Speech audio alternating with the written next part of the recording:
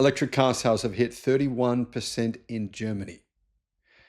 The Leap Motor B10 electric SUV has gone on sale there, and Leap Motor is one of the fastest growing EV brands in the world.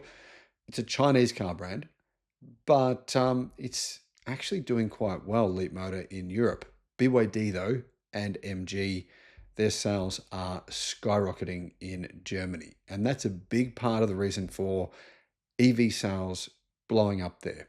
YouTube's new algorithm means that you're often not getting all of our videos in your feed. There's 7,500. I'm pretty sure you're probably not seeing a lot of them. In the description, there is a link to our newsletter.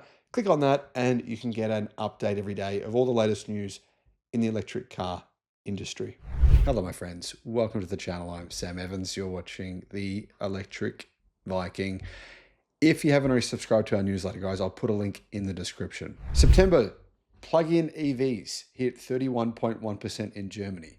That's an increase, pretty significant increase actually, of around 8% from 23.7% in the same month last year.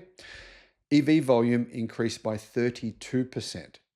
Plug-in hybrid sales grew 85%.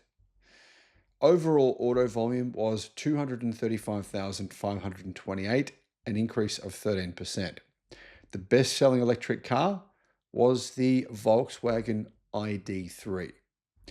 Why have plug-in hybrid sales increased so much in Germany? Well, Chinese manufacturers do not have to pay tariffs on plug-in hybrids in Germany. They do on EVs. So they can price their plug-in hybrids at a lower price, significantly lower than their EVs. And that's probably the biggest reason why plug-in hybrid sales have grown. Now, the reality is plug-in hybrid sales worldwide have actually not really grown this year. Only a little bit. Far less than electric car sales worldwide. And in fact, the same is true across Europe. Anyway, looking at the percentages here. 26.8% of all cars sold in Germany were petrol powered, just purely petrol. 31.1% were either plug-in hybrids or fully electric, with 20% being fully electric. 20% of all cars sold in Germany in September were fully electric, and 12% were plug-in hybrids.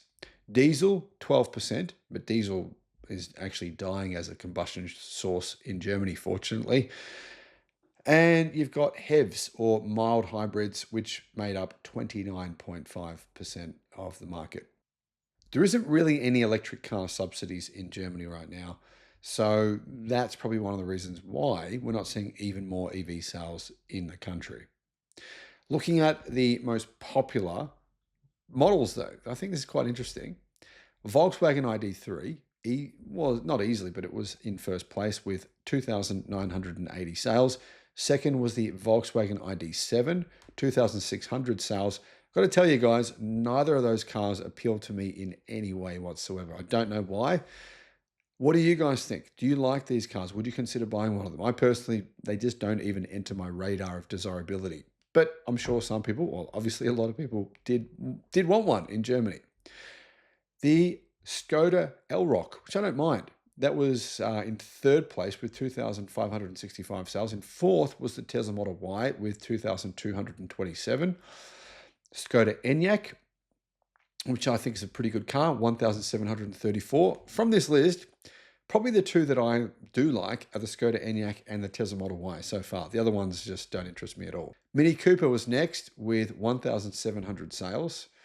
Volkswagen ID.4, ID.5, 1,652. The Cupra Born, 1,592. I like the Cupra Born. Probably wouldn't buy one, but I do like it. Cupra Tavascan, 1,300. Tesla Model 3, pretty far down the list, 1,173. But the Model 3, it's a little bit more pricey because it has to be imported from China. There's a 10% tariff on Teslas, in fact, on all cars imported. So Tesla does not have to pay the tariffs that Chinese car companies have to pay making cars in China. They only pay a 10% tariff, but still it does make the Model 3 a little more expensive than it probably would be if they were to make it in Germany. Fiat 500e was next with 1,163 deliveries, followed by the Ford Explorer, BMW iX1, the Mercedes CLA, Mercedes EQA, Hyundai Insta, Kia EV3, Audi A6 e-tron, Audi Q4 e-tron, and the Ford Puma. Now, as you can see, none of them in this list, no cars in that list are Chinese EVs. But BYD sales in Germany have gone up by more than 200% this year. So they're doing well. They're just not well enough to get onto this list yet. If you look at the overall tally from the last 3 months, you've got ID3 still out in first place with 8,236 sales. ID7 as well, second place, 7,080. Skoda Elrock in third place. Volkswagen ID4, ID5 in fifth place. Skoda Enyaq next. BMW iX1 was next, followed by the Mini Cooper, then the Cooper Born, then the Tesla Model Y, all the way back down in ninth place for the last 3 months. So yeah, the Model Y, it's been struggling, surprisingly so. Considering how well it's doing in Norway, it's been a total tank in Germany. EV groups for the last 3 months in Germany. This is, by the way, this information is coming from Clean Technica. Volkswagen Group, 53,653 out in first. BMW Group, 16,860 in second. Stellantis, 12,800 in third. Hyundai, 11,250 in fourth. Mercedes-Benz, 9,900 in fifth. And Tesla in sixth with 5,955, only just ahead of Ford and then Renault Nissan. So that's how Germany's going as a car market in terms of EV penetration. I think it's okay. It's not amazing.